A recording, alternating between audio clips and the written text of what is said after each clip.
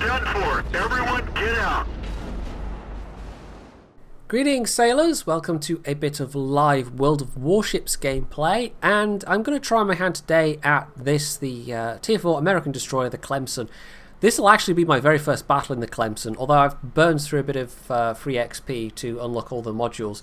But the commander, on the other hand, well, he doesn't have his skills unlocked yet, so I'm going to be playing without 6th Sense, which will be interesting. So I didn't really play the American destroyers in closed beta. It's one of these lines that I'm going up for the first time, and my knowledge of it is all second-hand. But even having played in closed beta, it was kind of obvious that these things get all the guns, or they get way better firepower, and these things get way better torpedoes to work with. At least in terms of range. I think speed as well, although I'm not sure. It depends on tier to tier. But the torpedoes on American destroyers are basically your crew kind of leans over the side and throws them at the enemy practically. So I've had to learn to play differently than I have been doing with Japanese destroyers. I'm only back up to tier 3 on the Japanese destroyer line. I'm not pushing that very hard. I'm actually working more at the Japanese cruiser line at the moment. But I've actually had, and partly due to watching what other people have been doing on YouTube, I've actually had better success with American destroyers so far than I thought I would have. And you really do have to be sneaky with these things, especially if you want to use the torpedoes. Now, I've actually had probably more success hunting down enemy destroyers and acting as fire support than I have as being a destroyer and using torpedoes to nail things. But there have been occasions when an opportunity has presented itself, and you have to keep a bit of a hawk eye out for these kind of things. And yes, for some reason it takes me a very long time to load into battles. Sometimes up to a minute and a half. I'm just sitting waiting for the game to load. I don't know why. But there have been occasions when I've been able to sneak up behind a destroyer or a battleship, or well, not so much destroyers, but cruisers and battleships, because they've been concentrating on other things, and that has meant that I've been able to just unleash a barrage of torpedoes at short range, which it has to be short range because you don't have any other choice. But these, having had their torps, it's the upgraded torp, so it's 5.5 kilometers versus I think 5 for the stock torpedo, so it's better than the tier 3 where it was 4.5. The wicks, you had to really lean out the side of your ship and ram them down their throats practically. And I did have a couple of weird occasions where my torpedoes ran out of range, even though it might just be that I don't quite understand torpedo mechanics yet, but where I was chasing a target, released torpedoes. My torpedoes were faster than them, and I released them within range of the target, but I'm guessing just enough ground was covered in the meantime that they actually they ran out of range before they got close. So anyway, never mind. I'm having to relearn torpedoes almost with this thing, because you get a bit coddled with the Japanese destroyers. But on the other hand, I'm all too familiar with the experience of being a Japanese destroyer and having an American enemy destroyer or a cruiser or something like that just opening its guns at me, and I'm frantically trying to dodge, at which point you are totally unable to get any return fire because your turrets just can't cope with those kind of evasive maneuvers at all. Whereas American destroyers, as you can see, yes, they're a lot better. So yeah, it's a very different style. Even though it's still destroyers, it is actually almost more closer to the cruiser style of gameplay, but you're a very kind of small, lightly armoured, fast cruiser with not many guns and torpedoes. So, actually, not unlike the Japanese cruisers in some ways, where they tend to have more firepower available. I'm actually up to the Kuma now on the Japanese cruiser line, and that's not bad either. I quite enjoy that also. But yeah, so far American cruisers are where it's at in terms of my primary, area of enjoyment. I did also, on a whim, I wasted a whole bunch of credits buying the tier 3 Japanese battleship, and had a couple of games and immediately regretted it. I'd forgotten how bad that thing was. Oh, hello. Oh, not enemy torpedoes, friendly torpedoes. Who, yeah, that was a very silly place to release those. With 2 friendly ships very close by. Okay, anyway, never mind. So I'll have to see if we can't do something about these sneaky little destroyers. That's an Isakaze. And I think they've got 7-kilometer torps if they're fully upgraded. See if we can get broadsides on this guy. So I've had some good games so far in the American destroyers, but my best games I think have probably been in cruisers. Although I've also had some good games in the you've seen one of them, the Gremiashi, which is a bit silly. There's also, of course, having that's tonight. I'm talking about battleships before. German battleships are on the horizon, but I possibly have missed out on my opportunity as a community contributor to get an early look at those. I'm not actually quite sure on that, to be honest. I maybe have and I maybe haven't. I will need to, as the trope kind of goes, PM Hector. So, yeah, I might get to look at those, but the very fact that they are battleships, even though they are very iconic battleships, is kind of automatically a negative. So, yeah. Also, talking about battleships, RamJB's done a couple of interesting videos recently on the subject. One with his thoughts on how they are in-game, and I think he had a Congo replay. And he actually did one of his history videos on... Oh, he's dead in the water, lovely. On the kind of... some of the myths associated with battleships and some of the actual... The history of battleships and battle cruisers and fast battleships. Various things about, you know, the Washington Naval Treaty and the various navies, what they were doing, the various doctrines that they were employing, and a bit about Admiral Jackie Fisher, of course, because you can't really talk about battleships and battle cruisers without talking about him. So that South Carolina is actually not that far off torpedo range. There are enough of us attacking that hopefully his attention will be divided. Although he has just completely wrecked that cruiser, which means I've got a little bit of a window. Right, we're actually going to use a speed boost here. And this is maybe a little bit risky, but the fact that we're kind of... he's angled slightly away from me. We're sort of on parallel courses, and there's really only a St. Louis for backup, so it just depends what...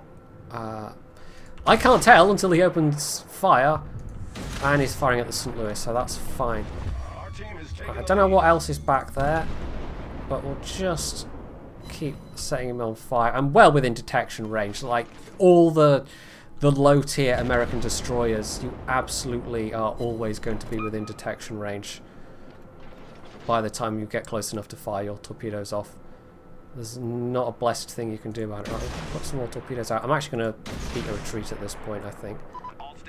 Don't know how much longer that St. Louis lasts. Unless my torpedoes, there we go, do a nice job on that guy. So there we go. That was worthwhile. And that's the kind of thing you have to look out for and just take a chance that they will not all focus you. So that was useful. I definitely saved the St. Louis there. But in terms of the mini-map, well, we've got 2/3 of the cap points. However, the team is a little bit scattered around, and that's usually not a good thing. But I've managed to get some torpedo hits and a kill through torpedo hits, so that automatically already makes this a not totally terrible game. Oh, this, by the way, I should say, if you're wondering why my minimap looks different, I went and poked around with mods from, is it Aslane? He's done a mod installer for World of Warships, because there are World of Warships mods out there already. But I basically, after some experimentation with different reticles and so forth, I decided I was just going to stick with a mini-map that let me get the same information that I get in World of Tanks. And it's not like this is information you don't get otherwise. I also, thanks to everybody who went in the last video, just use the alternative battle interface checkbox, because that gives you the permanent information. And unfortunately it gives you this bit of information in the middle of the screen, which I don't necessarily always want, but the fuller over target markers is very, very useful. And again, that's another thing you can have enabled through as lanes as well, but in the end I decided it was just going to be easier to do it that way. So maybe slightly, I'm going to get the island between me and him because I don't want to close the distance and only just get a face full of torps. Oh, well, he had 5 torps at that guy anyway. He only took 1 hit. So he's still out there. If we can take him out, that's useful because he's acting as eyes and ears for his friendly battleships back there, those Wyomings. And I actually have to say, I've probably spent as much time doing that in American destroyers as well as providing vision for the team. But for some reason, that is... I mean, it took a while to even quite get to the full state of spotting and assistance damage that we have in World of Tanks now, but there is no equivalent of that in World of Warships whatsoever, and I don't know if that's something they're gonna maybe try and do later, but yeah, for now that's just not in the game at all. So I could hunt down that Wakatake. I don't much feel like closing with battleships. That Myogi is on his own, however, but as ever, it's getting close enough. And in a Japanese destroyer, it's fine. You could just hold off your distance, stay out of spotting range, drop torpedoes, and hope that they don't know that you're there. But with the American destroyer, that is absolutely not an option at all. So I think we are quite solidly losing this one, unfortunately. I'm just going to hunt down this Wakatake. My voice is going, and I don't know why. So, yeah, I know I'm not spotted at the moment because I'm out of range of everybody, but, yeah, it's a bit unnerving, even so, not having sixth sense even in a destroyer. Because you get, well, the fact that it's one of the easiest, you can get it as a very, very easy first crew skill. It doesn't take long to get enough XP on your commander to unlock it, which is that was a very positive change indeed. But when you're moving your commanders up through the ships, having to having to then acquire it every time, well, not reacquire it, but to get your commander trained up. So I'm not even going to bother dropping torps on that guy. Nowhere near close enough. This is all just going to be firepower. He's going to want to try and get his torpedoes on me, so I've got to be wary about him trying to make any kind of pass at me. And obviously he's got allies that can shoot as well. Whereas we have nearly dead Wyoming, me, there's a cruiser somewhere, and a battleship. Wait, I already covered the battleship. Aircraft carrier. Aircraft carriers and battleships, basically the same thing, right? Right, you're being all, like, sneaky and stuff. He's going for our Langley.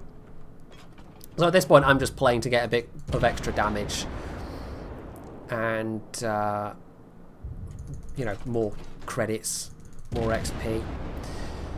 And I will say, I honestly feel like I still prefer the Japanese destroyers because the Japanese destroyers, they're able to operate better independently, whereas these things you are relying more on your team to create the opportunities for you to be sneaky, to get in behind people. You need somebody to be providing a distraction, because going in solo alone against, well, battleships a bit less bad, but cruisers especially, they will just knock you down with their rate of fire way before you can get within range of their of your torpedoes, rather. At least with some of the cruisers anyway. So yeah, I should be able to take this guy out. So oh, the St. Louis is on the other side. Okay, so they're both, that Wyoming is alone, they might be able to take him down, but if I can take out this guy, I don't think he's already put torps out against the Langley, hasn't he? So I'm not leading these shots enough. You always have to lead your shots against destroyers more than you think a lot of the time. Oh, that was awfully close. There we go. Right, probably not enough to save the Langley, but it's one less ship that's running around in our rear. Oh, there we go. He's actually managed to dodge. Well done him. So let's turn back in. We're actually ahead on points, but we can't... oh, we lost the battleship. Okay. We really... we more lose stuff and other ships. And there's not a lot left to lose at this point. Then we're going to be a bit stuffed. But if I can link up with the St. Louis, I could actually try... Or maybe I should try and light up that Wyoming, actually. He's alone. It's risky. But... this is the problem. I'm probably closer to this Wyoming than I am this one. Or in fact, no, I am slightly closer to this one. So this is the one we're going to go for. And we're also running down on time as well. I think, was it Circon that said that the other day? Or no, it was Max. I was watching a Max video and he was talking about World of Warships. And there goes the St. Louis. So it's just me and the carrier now. But basically he said he feels like games, even though the max battle length is only 5 minutes longer, that the average length of time it takes to have a game definitely feels like longer. And I think that's true. The number of draws is definitely higher as well. And if you're in a 20-minute draw, that is definitely more painful than a 15-minute draw. So our Langley's not... He reacted well to dodge the torps, but he wasn't maybe paying enough attention to get to cover around the island. But anyway, actually, let's use another boost at this point. There's not a lot of the left battle, not a lot of the battle left even, so there's no point hanging on to it. I've got to absolutely power towards this guy. The closer I get, the more chances shots have of hitting me, although he's in a battleship, and the RNG of battleship guns is fairly horrendous, so yes, there's not a whole lot you can do about it. Right, I'm about to pop into detection range. In fact, I may already be in detection range. I think it's about 7 kilometers, something like that. So it's just fired. We're just going to open fire on him. I can set him on fire. The enemy team has taken the and lead. then at that point, if he puts it out, he's then going to be vulnerable to flooding. Here's my plan. So he's bringing his guns about, which might take him a few moments. Nice. Okay. We are going to drop some torpedoes practically right in his face. He dodges these. He's bringing his guns around, but I think... Whoa, that's just secondaries. I think we can use his turning against him, and he's actually having to turn away to try and avoid my torpedoes, which really helps me as well. But if we take this guy down, well, it's more points for us. This might actually be a draw. There we go. That's another 90 points. Well, they've lost points more than we've gained, I think. Anyway, there's some incoming fire. So, I've still got full health. We've got 3 minutes on the clock. I have the backup of a Langley, and there's 2 battleships and a St. Louis, and they're all very, very... oh, also I've been recognised. They're all very, very dangerous. So, yeah. So again, he was firing at somebody else and he was starting to bring his guns round on me, but I was able to close the distance sufficiently. Right, there's the St. Louis. He's going to have both battleships backing him up in terms of firepower, so I might actually be better just keeping this guy spotted, because he's got very little range in terms of... not range in terms of his guns. Anti-aircraft. In fact, I don't know if that thing has any anti-aircraft capability whatsoever. But if I don't die, and in fact if we knock this St. Louis out of the water, there's a chance we might win on points. In fact, I'm going to say this. We might win on points, which will be a bit silly. But that is the nature of this game mode, where that can happen. So he's about to pull in gun range. Oh, this is a bit nerve-wracking. We can do it on time if neither of us dies. But the Langley needs to not die. Right, the Miyogi's coming round from the north there. So if I make a run south, get some... oh, he's getting a little bit close. Get some island between us. I think it's 7 kilometers, my detection range. The previous, the Wix was 6.7 kilometers, and this is actually slightly worse. Okay, he's just landed some torp hits, which is nice. Oh, and he's actually destroyed somebody, so we've won. There we go, GG. Oh, I didn't think we were going to win that one, honestly. I really didn't. But perseverance even paid through. That is not bad for a very first game. So, 130,000 credits, 3 torp hits, 3 ships destroyed. And we had one of the Wyomings that did pretty well, second place, and the Langley did pretty well as well. So me keeping him alive actually was probably what swung the battle in our favour, as it turned out. You can never quite predict the flow of battle, how these things are going to go sometimes. But in this case, it was that one action that decisively swung it in our favour.